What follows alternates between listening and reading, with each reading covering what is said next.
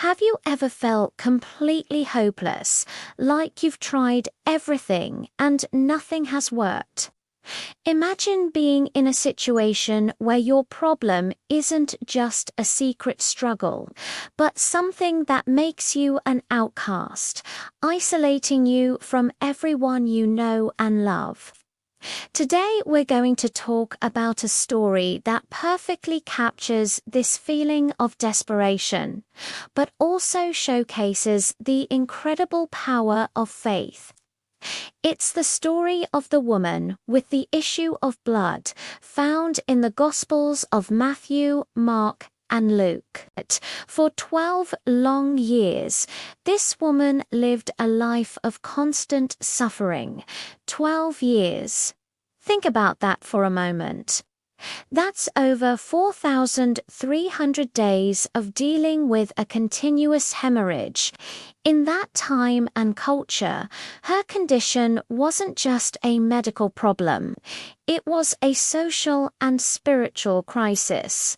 According to Levitical law, she was considered ceremonially unclean.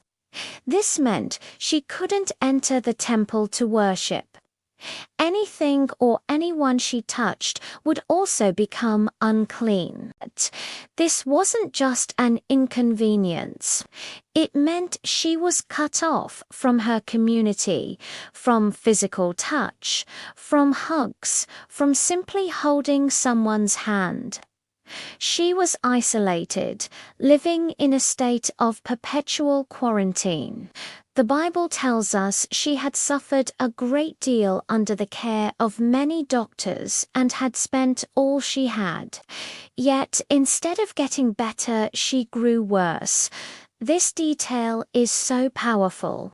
It paints a picture of a woman who was proactive, who was fighting for her life.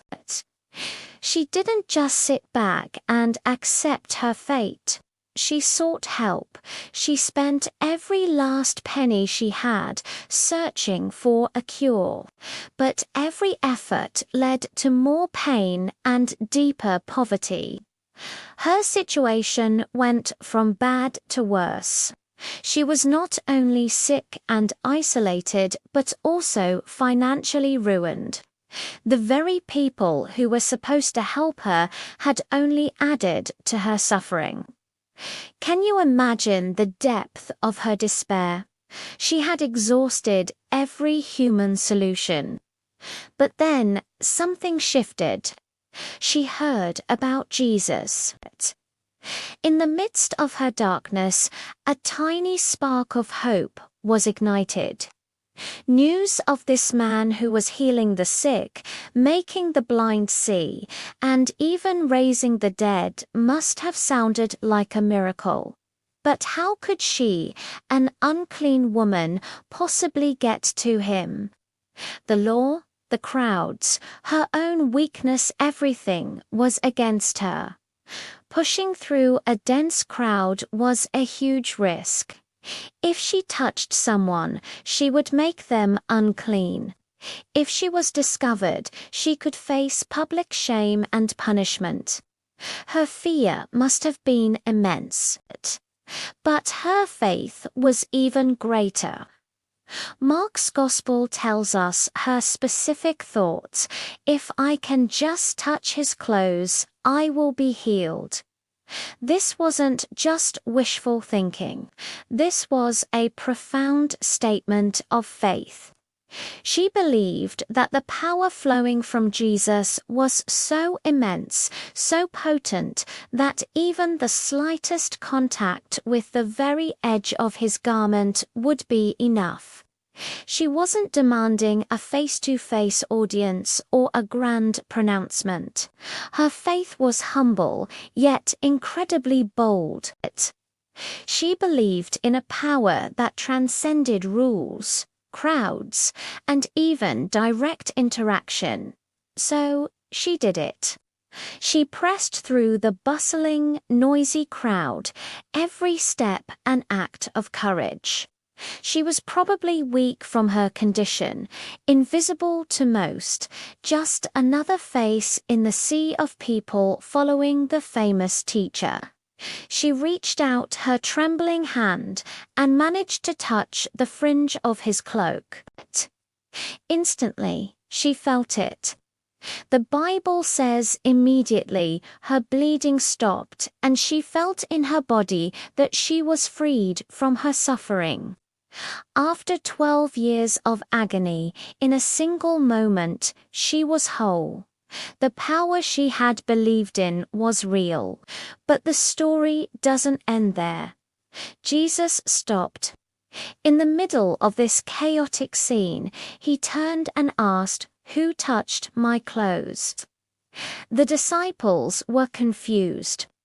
"You see the people crowding against you," they said, "and yet you can ask, 'Who touched me?'" They saw the physical press of the crowd, but Jesus felt something different. He felt power go out from him. He wasn't angry. He was looking for the person who had drawn on his power with such incredible faith. He knew this wasn't an accidental bump. It was an intentional act of desperation and belief. The woman, knowing what had happened to her, came forward. The Bible says she was trembling with fear.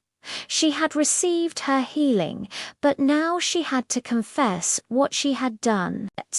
She might have expected a rebuke for making him unclean, for breaking the rules. She fell at his feet and, in front of everyone, told him the whole truth. She shared her 12-year story of suffering, her desperation, and the faith that drove her to touch his robe. And what was Jesus' response? It's one of the most beautiful moments in the Gospels. He didn't scold her. He didn't dismiss her. He looked at her with compassion and said, "Daughter, your faith has healed you.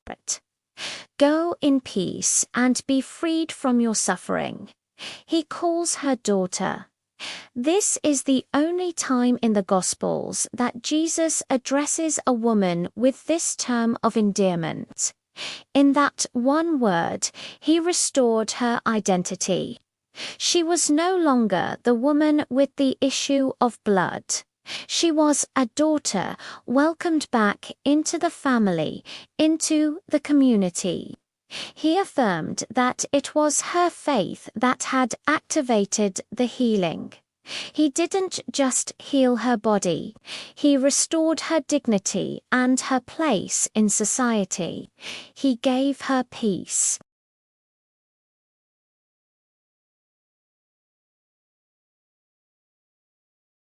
It's a powerful lesson for all of us. How many of us are dealing with our own issues of blood? Maybe it's not a physical illness. Maybe it's a secret struggle with anxiety, a past trauma that won't let go, a broken relationship, or a feeling of deep-seated inadequacy.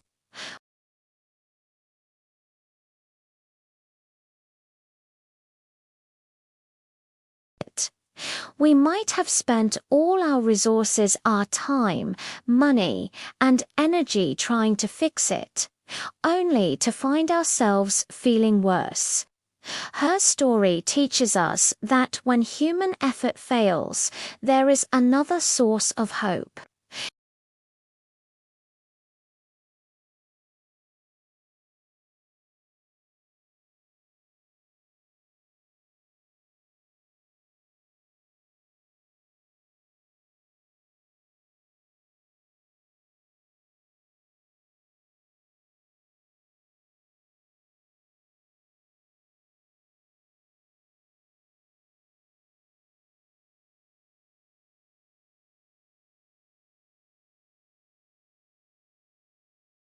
This woman shows us that all we need is a little bit of faith, even if it's just enough to reach out and touch the hem of his garment.